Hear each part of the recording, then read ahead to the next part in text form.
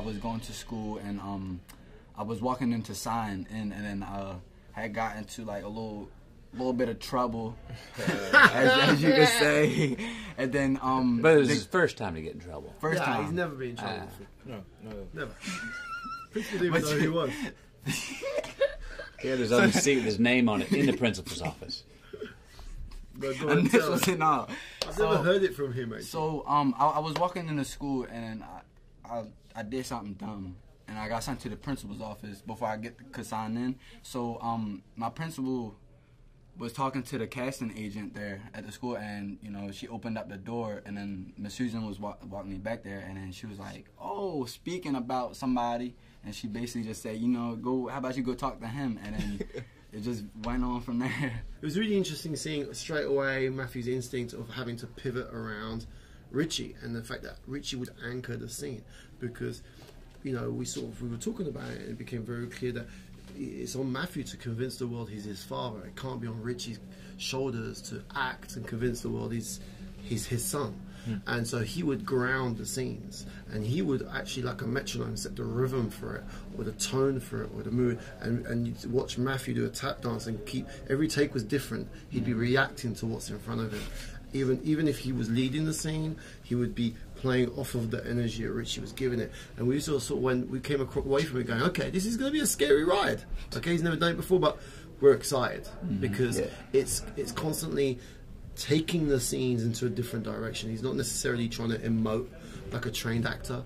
It's an interesting performance. Sometimes distances you, sometimes forces you to see it from a different point of view than the Hollywood moment. He doesn't have an actor's instinct of going, this is where I go for my big moment. He doesn't know to do that. So he's always trying to find his own truth. Rick Jr. in this film wasn't getting from Rick Sr., who I played his father. He wasn't getting a father that really gave real consequences. He went to the street. You get consequences. Yeah. Curry offered him more consequences that he needed or was looking for, I believe, than his own father that I played. He became a bit of a fantastic point. We talked a lot about drawing parallels between the Worshies and the Currys. In many ways, we don't have the real estate or the screen time to flesh it out to a full extent, but we're doing it in haiku moments and looking for moments you could distill down that showed that he was getting a kind of sense of the paternal from Jonathan Majors. He was taking him to school whilst Matthew was kind of being busy being Butchers and Sundance with his son. He was he was busy being a buddy, and he was trying to lay down some knowledge on him. It was interesting to see that happen, and that betrayal having to take place, because in order to save his father, he's having to betray a kind of the paternal figure. It was really interesting to see these parallels between the families. You know? He becomes the breadwinner. He's my hero. He's my champion. You know, he's the breadwinner of the household. So they're very similar, and also, you know, a guy caught in between.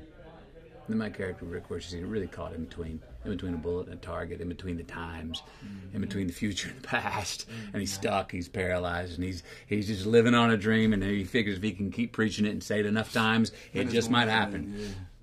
No, doesn't happen. Doesn't happen.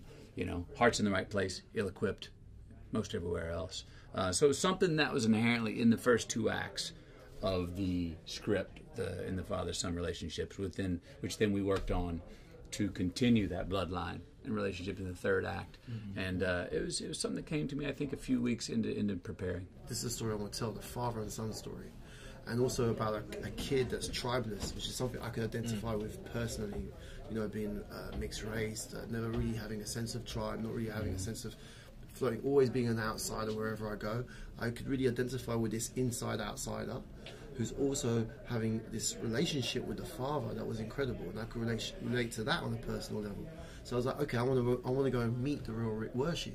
And then when I met him, it was like I was the first person in 27 years at that point in his incarceration that asked questions about the family.